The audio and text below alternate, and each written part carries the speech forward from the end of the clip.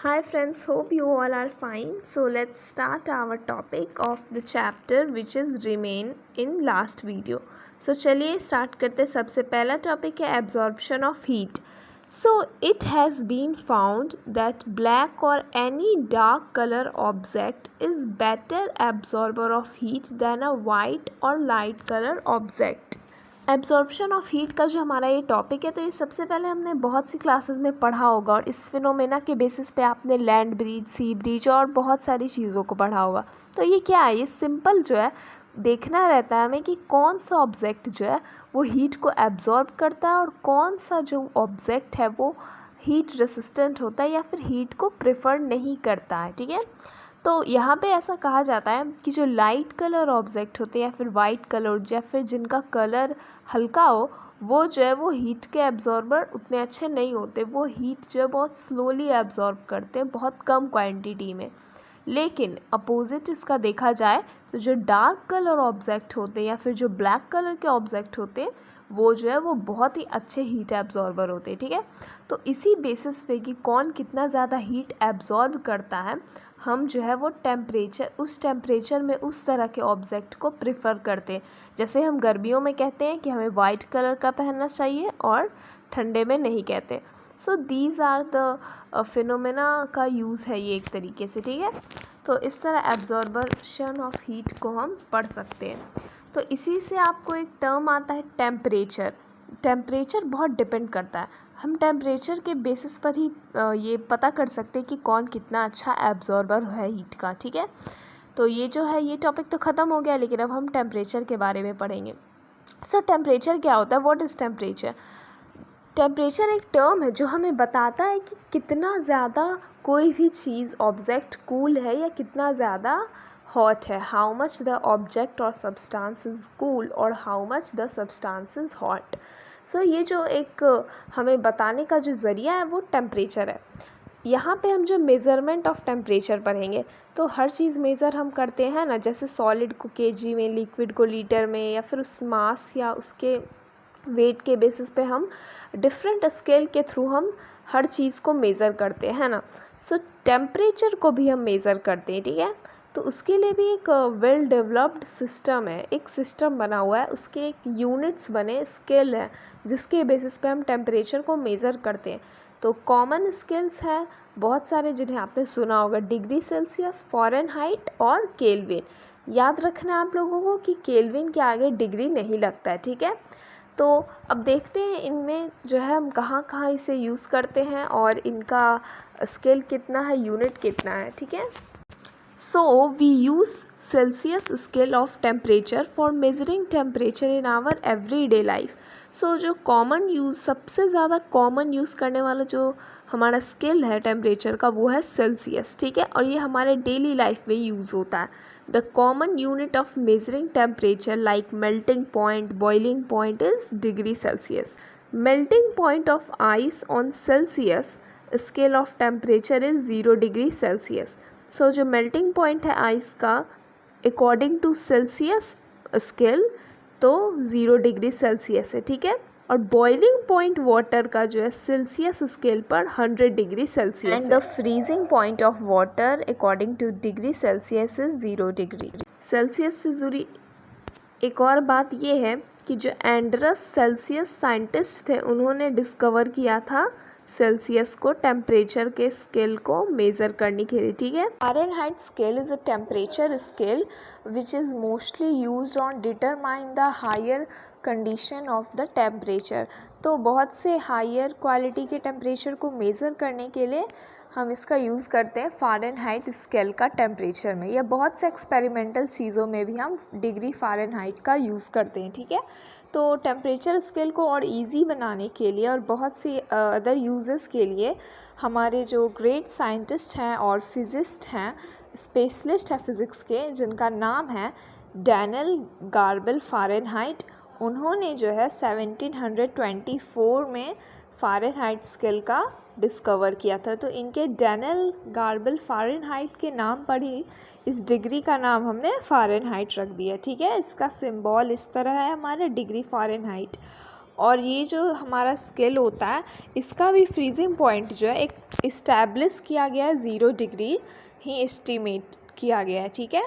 और ऐसा भी कहा जाता है कि ये जो डिग्री फ़ारेनहाइट हमारा स्केल है इसका एक मिड पॉइंट फिक्स किया गया है।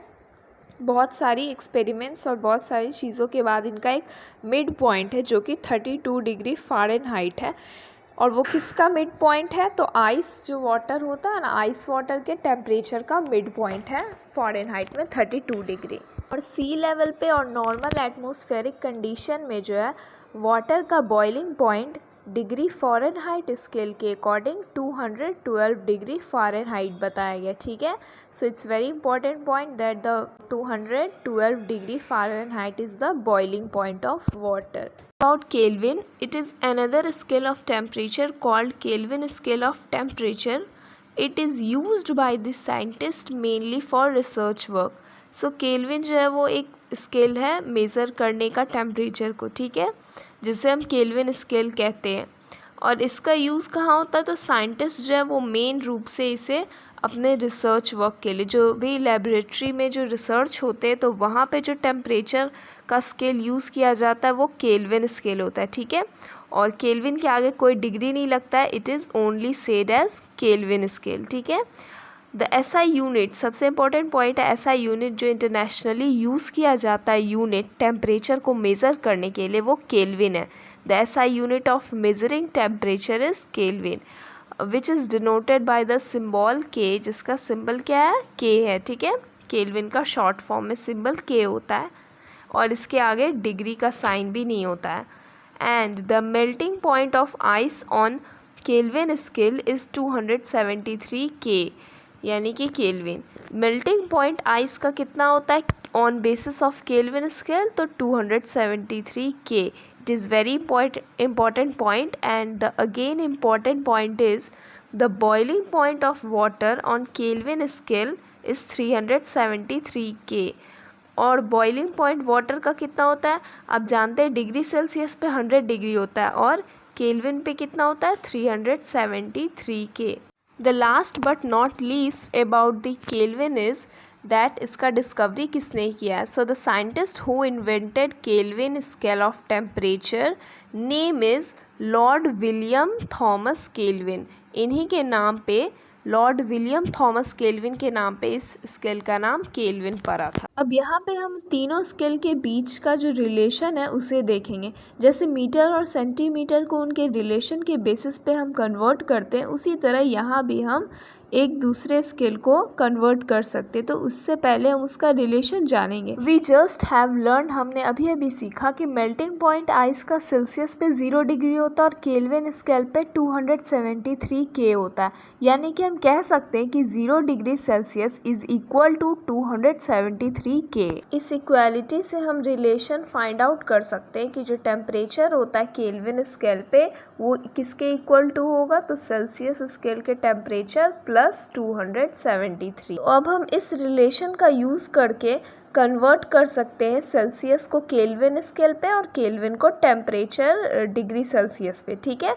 सो अगर मैं एक एग्जांपल लूँ आपके एनसीईआरटी के बुक से ही कि convert the temperature of 25 degree Celsius to Kelvin scale, तो हम इसे कैसे फाइंड आउट कर सकते हैं कि temperature on Kelvin scale is equal to temperature on Celsius scale plus 273 which we can write as 25 plus 273 equal to 298 K. We can say 25 degree Celsius is equal to 298 K. पिछले example में हमने Celsius को kelvin में convert किया था, अब हम kelvin को सेल्सियस में कन्वर्ट करेंगे। सो कन्वर्ट करना है हमें 300 K को सेल्सियस में।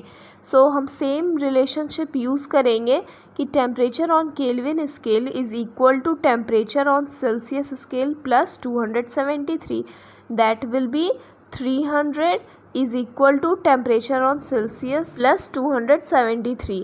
फिर नेक्स्ट स्टेप होगा हमारा temperature on Celsius scale is equal to, plus है तो माइनस में हो जाएगा, यानी 300 minus 273 that is equal to 27, यानी 27 डिग्री सेल्सियस। तो यहाँ पे मैंने एक्सप्लेन किया आपकी एनसीईआरटी के अकॉर्डिंग।